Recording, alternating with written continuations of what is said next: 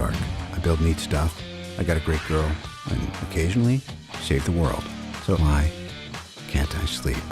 Marvel fans rejoice, because Phase 2 is upon us. Iron Man 3 is hitting theaters, starring, what's his name? I can't remember. I can't remember, it doesn't matter. My name is Tony Stark, and I'm not afraid of you. This is the story of Tony Stark dealing with the effects of what happened in New York, AKA the Avengers movie. I thought this was a very bold and interesting choice that they are establishing for these Phase 2 movies, that we live in a post-Avengers world. Nothing's been the same since New York. The story finds him dealing with his post-traumatic stress from that ordeal, kind of facing his own mortality and having that sort of come up to bite him from the past. A former wannabe colleague who he completely spurned when he was still arrogant, Tony Stark. He ruined this guy's dreams, and now he has formed himself into a bitter rival who is his own billionaire playboy who might have a little secret that he wants to ruin Tony Stark's day with. A lot of people were actually worried about the fact that this was going to be Iron Man 3 into The Darkness Rises, basically. And it's not that experience. I will say enough to say that I think you should walk in with absolutely no expectations, because you will probably enjoy yourself.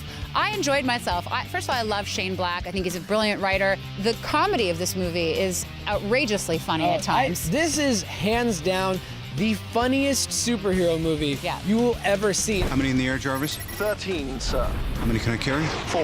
Oh, boy. I slapped my knee. No, My no, knee no. was raw from You could say slapping. you slapped your knee, but really what happened was he giggled like a schoolgirl and was like, It's really funny. That's how you know I'm really into yeah, something. no, he was. It was really funny. It was legitimately It's very funny.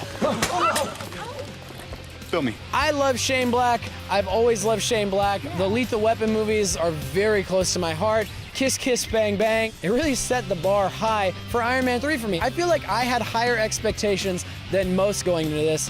And while my expectations were off in the sense that I didn't know where this was going, it lived up to them. Iron Man was sort of a counterpoint to the very Dark Knight trilogy, but I also think the franchise got glitzier and more arrogant with 1 and then 2. What they did with 3, which was really interesting, was they sort of pulled all of that back in favor of really making this a character development story about Tony Stark without losing any of those big, huge action set pieces and the fun that you would expect in a large Marvel superhero movie.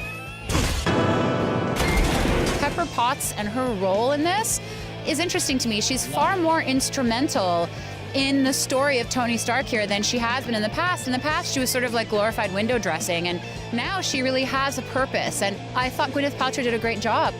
Ben Kingsley in this, the Mandarin, is one of my favorite villains in For sure. any superhero movie ever made. Because there is absolutely nothing cliche about him. He is so completely amazing. Yeah. And I had my worries. You know, Mandarin's a tough sell. Yeah. But he's amazing in this, and you've really just got to check it out. I mean, I don't think you need us to tell you to go see this movie. I think this is an absolute must-see. I had such fun with it. It's not a perfect film. It's not my favorite superhero movie, but it's up there. Movies don't get more entertaining than this. So, Ben, what are you going to give Iron Man 3? I'm giving it a 9. Yeah, it's a 9 for me, too. I loved it.